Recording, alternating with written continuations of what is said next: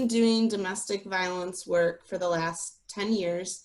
And most of my career has actually been at Safe Haven Ministries.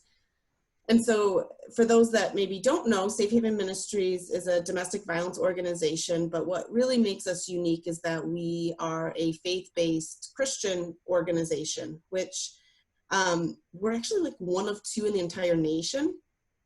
But naturally, that just meant that Safe Haven Ministries was often supporting and working with churches. And so one of the things that I started seeing really early on in my career is that a lot of churches would reach out to Safe Haven when they were in crisis. And a lot of times that looked like somebody that had disclosed to their pastor or their faith leader that they were experiencing domestic violence.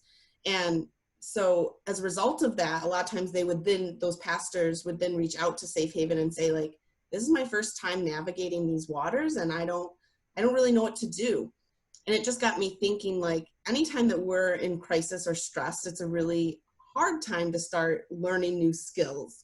And so I started just really thinking, like, churches are so capable and really positioned well to support people that are hurting. And so I just really started thinking, like, what would it look like to talk about these conversations before we ever get to that crisis? And how can we really start to leverage our Christian church community to be a support system for individuals that are experiencing domestic violence? And so fast forward a number of years, and now we're just really working to provide that support locally in Michigan, but we've been doing a lot of work, especially on the East Coast, really just asking churches, like, what do you need to feel more confident supporting somebody that may be experiencing domestic violence? One of the things that stood out to me when I read that statistic and kind of read some of the context of that is two things. One, that number is just staggering. And we know that people that experience domestic violence aren't always reporting the violence either, for a whole host of reasons. And so I know, and I think it's not being too presumptive to think that that number is probably even higher.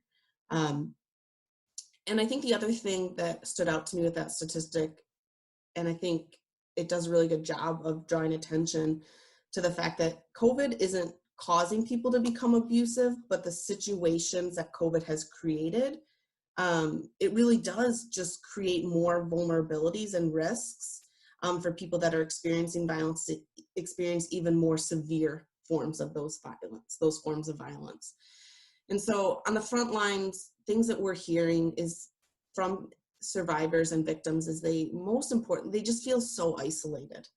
A lot of times they've had to live in much closer proximity to their abuser as a result of COVID, either literally sheltering in place with their abuser, or because maybe they pre-COVID were trying to get out of that abusive relationship or trying to find just a safer place to live. COVID has kind of really stopped that or made that a lot more hard or complicated. And so it's been this really hard time because even the way that we provide support has to look a lot different. And I'll use just one kind of simple example. Data that we're seeing and that other states have reported is that victims and survivors aren't meeting with people face to face. Like, that's across the board something that we're seeing.